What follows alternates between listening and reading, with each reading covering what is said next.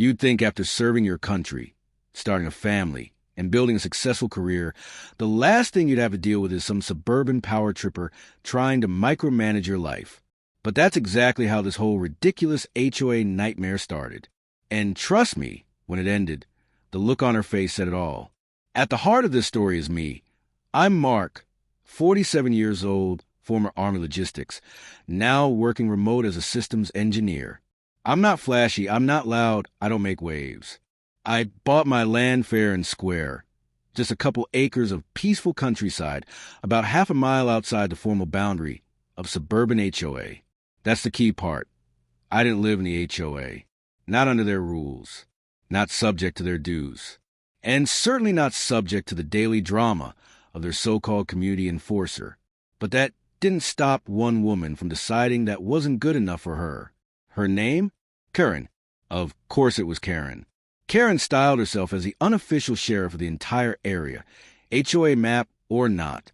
She was the type who would knock on your door if your mailbox was dented or your porch light bulb wasn't the right aesthetic temperature. She wasn't even on the HOA board officially anymore, but she acted like she owned the place. And for some reason, my little slice of land, my modest home just outside their invisible line, absolutely drove her insane. It started small.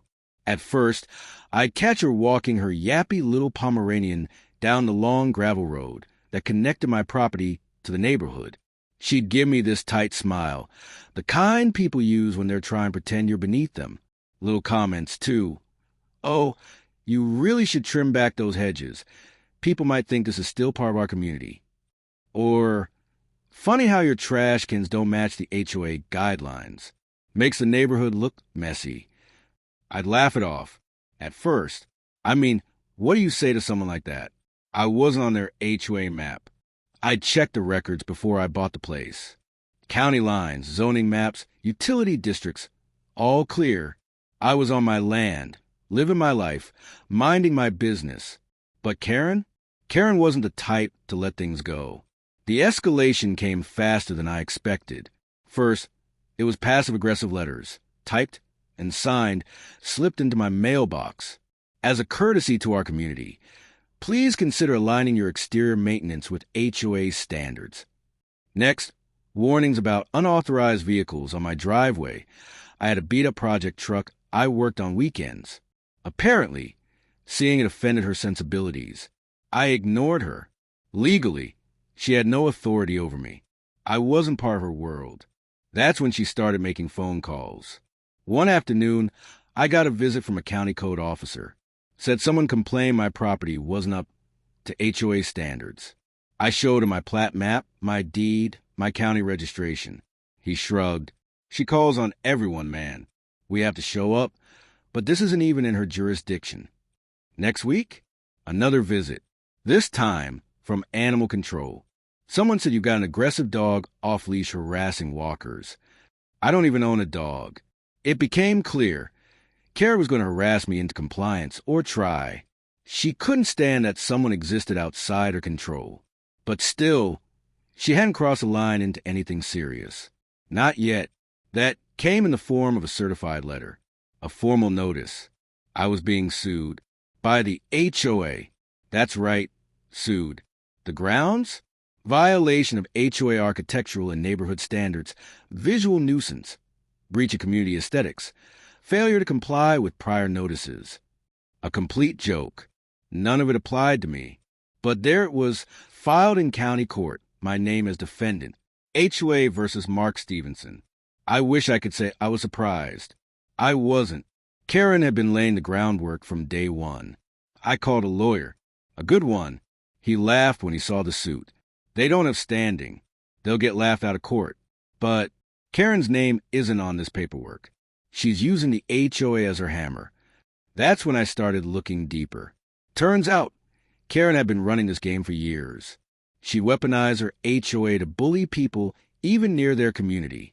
Half the HOA board didn't even agree with her, but she was relentless.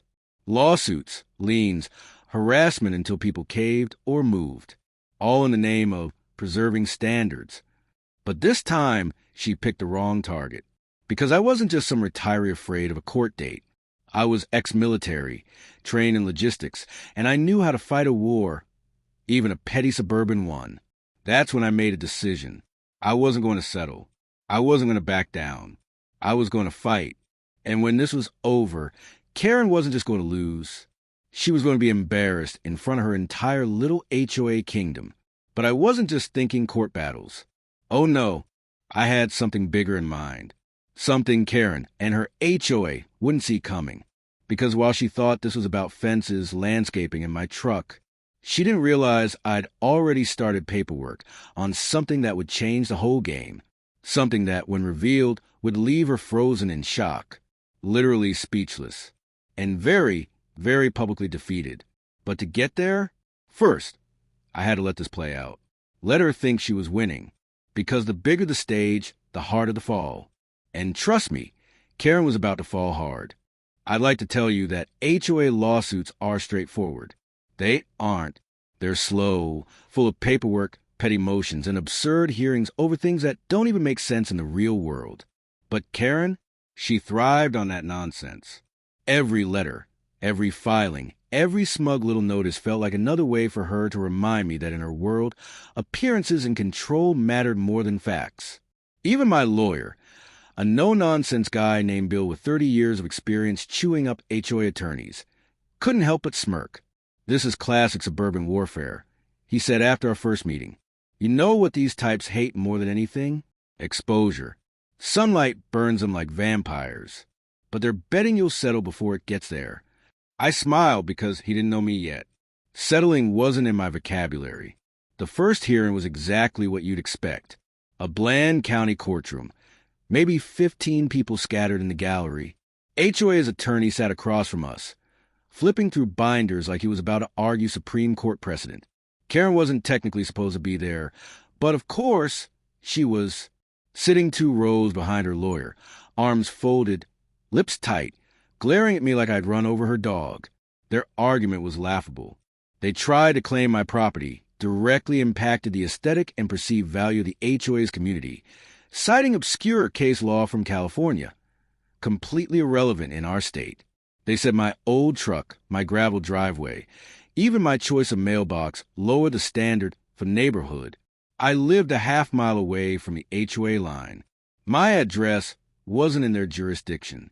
My taxes didn't support their clubhouse, their pool, or their ridiculous architectural committee. Didn't matter. They were trying to wear me down. What Karen didn't know was that while her lawyer wasted time arguing nonsense, I'd already filed my own countersuit. Not just a response, an offensive. See, during my research, I'd found something interesting. The HOA had a history of stepping beyond its legal boundaries. Not just me.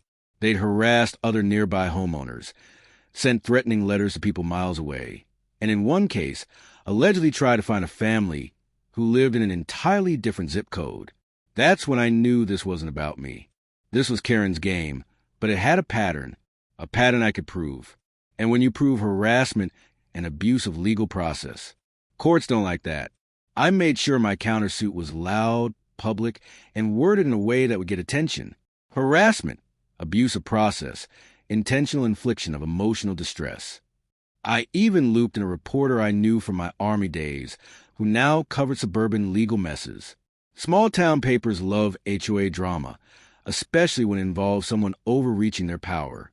By the second hearing, there were reporters in the back row, cameras outside. Karen noticed. Her smug smile slipped when she walked into court and saw the guy with the press badge. When she heard my lawyer openly state, on record, "My client is not a member of this HOA. My client is suing for harassment and seeking damages, along with public acknowledgement that this HOA has overstepped its legal bounds not just in this case, but habitually." That's when she realized this wasn't going to plan. But she still didn't know what I was really bringing to the table. See, months before this mess even started, I'd been working on a quiet project. My property sat next to a stretch of undeveloped land, about 15 acres of fields and woods. It wasn't much to look at, but it had one key feature. It bordered the HOA's southernmost lots, their precious greenbelt buffer, the land they assumed would stay untouched forever. And I bought it, all of it, through a shell company, quietly, Cheaply, they hadn't even noticed. While Karen was busy writing letters about my mailbox, I'd been closing on the land that buffered their neighborhood from the rest of the world. Land that legally I could do almost anything with within county guidelines. Farming, storage, RV park, even light commercial if I wanted. That's what I was bringing with me. Not a truck, not a lawyer, not a counter-argument. Land, control, the ultimate suburban currency. During the depositions, Karen's attitude turned from smug to rattled. When her HOA lawyer started realizing that their lawsuit had drawn public attention, and that discovery would open up years of Karen's emails, board minutes, and private complaints, they started squirming. And then it got worse for them. My lawyer requested discovery on every prior harassment case. We subpoenaed ex-board members who were all too happy to tell stories about Karen's reign of terror. One woman cried recounting how Karen tried to have her family fined for painting their shutters too bright. Another man described Karen patrolling the neighborhood with a clipboard, writing down infractions, reporting people for things like excessive Halloween decor. The HOA's attorney tried to file a motion to dismiss my countersuit. It was denied. Karen stopped coming to the hearings in person. I think someone finally advised her she wasn't helping her case, sitting there with her arms crossed, glaring holes through me like she was some kind of suburban mafia don. Meanwhile, my shell company quietly filed plans with the county for future agricultural development on the land next to their neighborhood. Nothing big, just the kind of paperwork that shows up in public records if someone cares to look. Karen didn't. Not yet. Instead, she doubled down through her lawyer. More motions, more filings, trying to drown me in paperwork. But I knew how to play the long game. I answered every letter, filed every form, made sure every response was airtight, all while letting the clock tick down to the moment I'd reveal my hand. Because here's the thing Karen couldn't grasp. She thought she was fighting over appearances, lawns, mailboxes, trucks. What I was really fighting over was freedom, the right to live on my land, my way. And if she wanted to fight, I'd give her one. Not just in court, but in reality. That land, that precious buffer she thought protected her little kingdom, I wasn't planning to farm it, or store RVs, or run goats through it. I was planning something else entirely. And when Karen found out, when she realized exactly what she'd pushed me to do, that's when the real fun would begin. But for now, I let the lawsuit drag on. Let her waste her money. Let her HOA twist itself into knots trying to justify suing someone who didn't even live under their authority. Because the bigger they made this fight, the harder the fall would be. And Karen's fall was coming fast. Karen had spent years building her little suburban empire, one petty rule and one fearful neighbor at a time. But for the first time, she'd met someone who didn't play by her rules. Someone who could match her pettiness, her persistence, and her need for control, but on a much larger scale. I wasn't just defending myself anymore.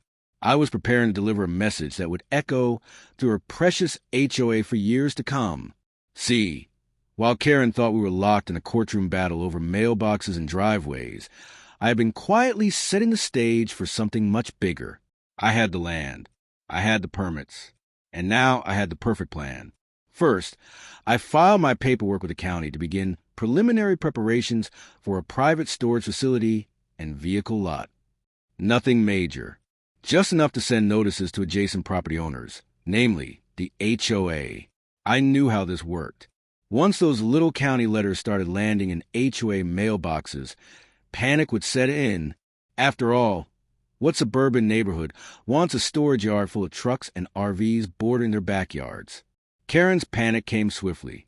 Within days of notices going out, I started seeing HOA board members wandering near my fence line, pointing, gesturing, clearly arguing. Karen wasn't subtle. She marched right up to the edge of my property, clutching a copy of the notice like it was radioactive. I was in my driveway, wrench in hand, working on my truck. "You can't seriously think this will happen," she snapped. "You'll ruin the neighborhood's property values. You'll ruin everything." I smiled. "Funny, Karen. You don't seem to mind ruining my peace and quiet." She sputtered something about civic responsibility and community expectations, but I just pointed at the county seal on the notice. Perfectly legal. Just like living outside your HOA. That's when I saw it. The flicker of fear behind her rage. She realized for the first time that she wasn't dealing with someone who would fold. I wasn't intimidated by her clipboard or letters or her lawyer. I had something far more powerful, leverage, and I wasn't done yet. Next, I reached out to the HOA board directly, not through lawyers, through certified letters sent to each board member's home. In them, I outlined exactly what I planned to do, establish a fully compliant, fully visible storage yard for boats, RVs, and work trucks. I even included mock-ups, bright floodlights, chain link fencing, the works, right up against their green belt, right where every backyard barbecue would have a view of it. But I also offered them an alternative. Option A, I move forward. Option B, they drop the lawsuit, issue a public apology, and formally recognize my property as separate and untouchable by their HOA forevermore. Leverage. The response was predictable. Half the board panicked. Half wanted to call my bluff. Karen, of course, insisted they double down. She thought she could still bully me into submission. That's when I escalated further. I hired surveyors. Not for my land. For theirs. See, part of my countersuit involved reviewing property lines. And wouldn't you know it, Karen's beloved HOA had built several of their greenbelt amenities, a walking trail, a gazebo, even part of their prize playground, partially on the land I now owned. No easements, no permissions, just years of assuming no one would notice or care. Well, I noticed, and through my lawyer, I made it very clear, trespassing structures must be removed or I'd sue for damages and rental fees for the years of unauthorized use. Suddenly, the HOA's legal fees weren't just piling up defending Karen's ego. They were staring down potential claims of 6 figures or more. The board cracked. Quietly, behind closed doors, emails started flying. My lawyer forwarded me a few he'd obtained through discovery. The board was furious, not just at me, but at Karen. Some wanted to settle immediately. Others wanted her off the board permanently. But Karen? She doubled down again.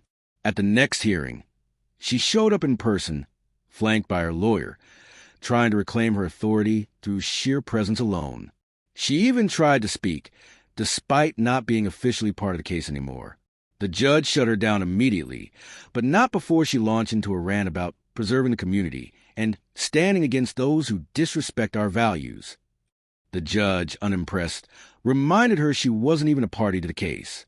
"You're not this HOA," he said bluntly, "and this HOA has no standing here." He then turned to my lawyer and essentially invited us to press forward with sanctions if we chose. Karen's face? Priceless.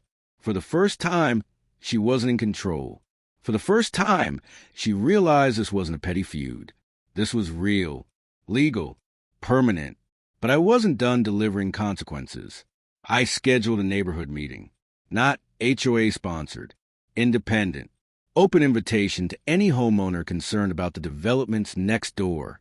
I rented a space, hired security, even brought coffee and donuts to keep it neighborly. And then I laid out everything. The lawsuit, the countersuit, the harassment, the land, the structures, the trespassing, and my legal right to develop as I saw fit. The reaction? Shock. Disgust. Not at me. At Karen. Homeowners who once quietly nodded along with her tyranny were now realizing she dragged them all into a mess. Their HOA dues were funding this disaster.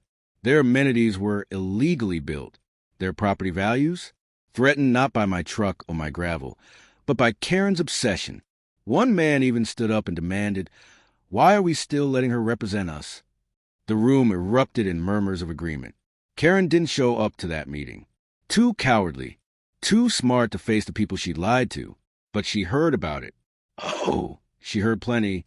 Within a week, the HOA board called an emergency session. Karen was removed from any advisory role. Her influence evaporated overnight. Their lawyer reached out to mine, quietly offering full dismissal of the lawsuit, a signed agreement recognizing my land as permanently outside their jurisdiction, and this part one insisted on, a public letter of apology read aloud at their next board meeting. Victory? Almost. Because while Karen thought this was the end of her embarrassment, she still didn't know about the final card I held. The land wasn't going to become a storage lot. That was bait. That was leverage. The truth? I had something far more satisfying in mind. But for that, Karen would have to wait. And the wait was going to kill her.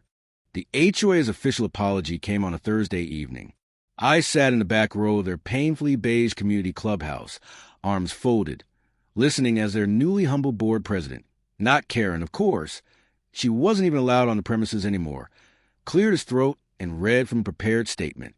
We acknowledge that Mr. Stevenson is not, and has never been, a member of this homeowners association, nor subject to its bylaws or enforcement actions. We further recognize that prior attempts to impose HOA standards on Mr. Stevenson's property were outside our jurisdiction and were an error. It wasn't heartfelt. It wasn't even particularly sincere. But it was public. It was recorded. And more importantly, it was humiliating for them, and especially for Karen, who everyone in that room now knew had dragged him into this mess. But this wasn't about an apology. Not really.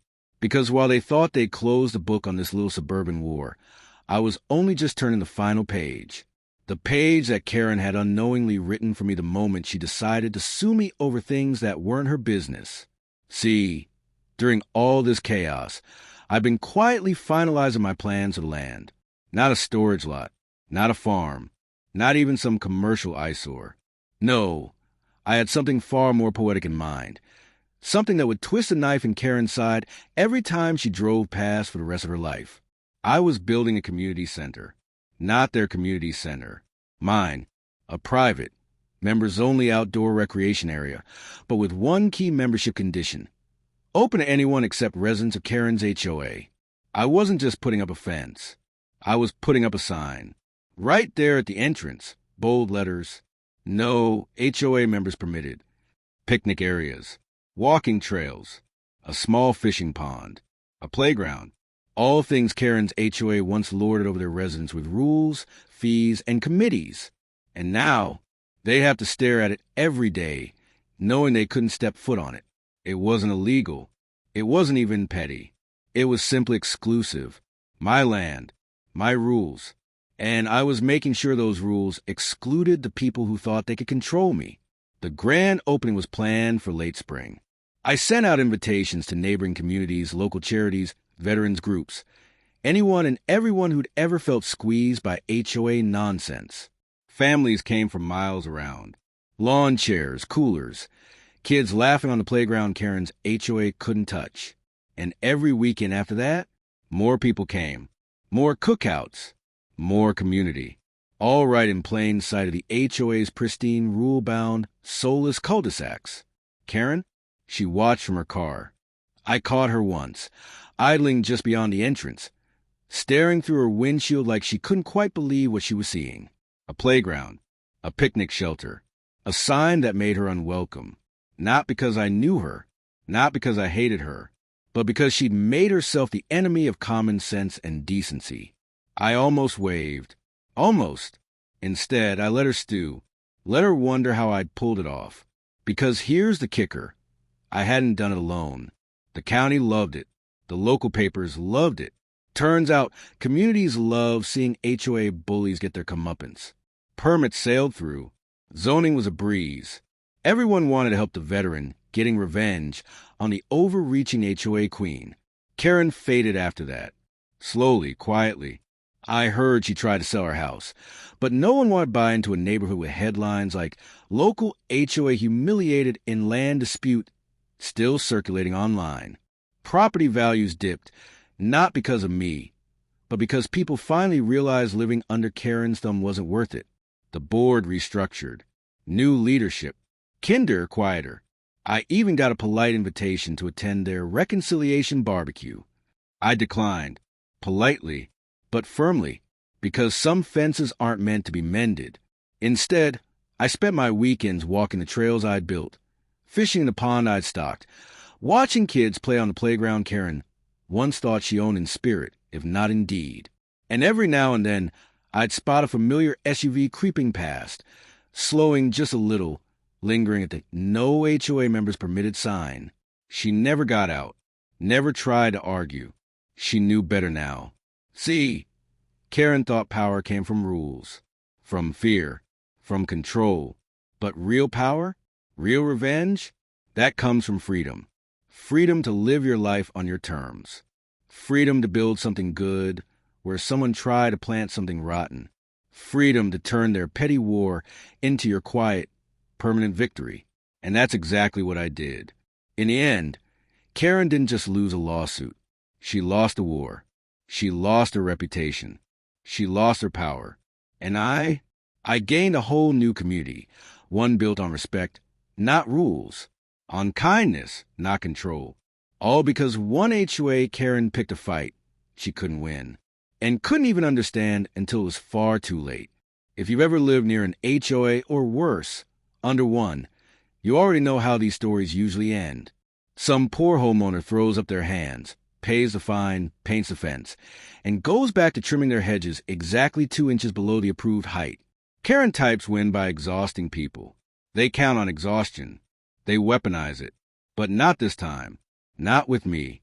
See, what Karen never understood, what people like her never understand, is that there's a difference between control and influence. Control is temporary. It's built on fear, on intimidation, on petty victories stacked like sandcastles waiting for tide. Influence? That's what lasts. Influence is what changes a landscape, one quiet, relentless step at a time. That's what I built. Not a playground, not a pond, a statement. It didn't happen overnight, but slowly, people started to notice, not just in Karen's HOA, but in the neighborhoods beyond. Families who were tired of rule books and lawn Nazis. Retirees sick of being told their wind chimes were too loud. Parents who wanted their kids to play without a committee reviewing their choice of swing set color. They came. They joined. They brought their grills, their coolers, their lawn chairs, and their stories. Stories just like mine. Stories of Karens and busybodies and rule enforcers who forgot that neighborhoods were supposed to feel like home, not like a prison yard. And that's how my little patch of land became something more. Not just a community center, a refuge, a reminder that freedom doesn't come from bending to someone else's HOA handbook. It comes from standing your ground, from knowing your rights, from refusing to let someone with a clipboard and too much free time dictate how you live. Karen, meanwhile, faded into the background. Not gracefully, mind you. At first, she tried to spin the narrative. Claimed she'd been protecting property values. Claimed the board had gone rogue, that she'd been misled. But people had seen the emails, heard the testimonies, watched her try to shout down a judge. There was no salvaging her reputation. Word got around that she tried to sell her house 3 times. No bites. The HOA's reputation had taken a hit, and buyers don't line up for neighborhoods with lawsuits and public apologies hanging over them. Eventually, Karen slashed the price, moved quietly. Rumor was she left the state entirely. I didn't celebrate, didn't gloat, didn't need to. Her leaving was proof enough that she'd lost. Ironically, the land she fought so hard control became the very thing that drove her out. But life went on. Seasons changed. The trees I planted grew taller. The pond settled into its ecosystem. Families kept showing up. Some weekends it felt like a county fair. Kids racing down trails, dogs splashing to water's edge, dads manning grills with the kind of precision only rivaled by their tailgate setups. And always at the entrance that sign, "No HOA members permitted." It became a bit of local folklore. A quiet joke told with a smile. A symbol of standing up, of saying enough is enough. People took pictures with it, sent them to friends in other neighborhoods. It sparked conversations, articles, even a podcast episode about the man who beat the HOA at their own game. I didn't chase fame, but it found me anyway. The best part? Over time, the county started looking at my little refuge as a model, proof that communities didn't need rigid enforcement to thrive, that given space and respect, people took pride in where they lived, not because they were told to, but because they wanted to. Local officials visited. Grants were discussed. Expansion ideas floated. What started as petty revenge became something positive, lasting, influential, and that's the true irony. Karen fought to maintain power. I built influence. She burned bridges. I built trails. She tried to shrink the world to fit her rules. I opened mine to anyone tired of those rules. Years later, I still catch myself smiling as I lock the gate at night. Not because I won. Not because Karen lost. But because something good grew out of something petty. Because one ridiculous lawsuit gave birth to a place where people feel welcome, safe, and free. Sometimes, neighbors ask me what I'd say to Karen if she ever showed up again, if she ever apologized, tried to make peace. Truth is, I wouldn't say much. I'd point to the sign, offer her a polite smile, and close the gate. Because some people need to learn the hard way that respect isn't commanded, it's earned. And once you lose it, no amount of HOA meetings can bring it back. I guess if there's a lesson here, it's this: never underestimate quiet people. Never assume someone won't fight back just because they haven't yet. And never, ever pick a war over mailboxes and gravel with someone who knows how to play the long game. In the end, Karen gave me a gift. She taught me how to turn frustration into freedom, how to build something stronger than fences and bylaws, how to turn petty battles into lasting victories. And every weekend, as I watch families laughing, neighbors shaking hands, and kids running free under open skies, I'm reminded that the best revenge isn't loud. It's living well, it's living free, and it's building something so good, even your enemies can't help but notice from the outside looking in.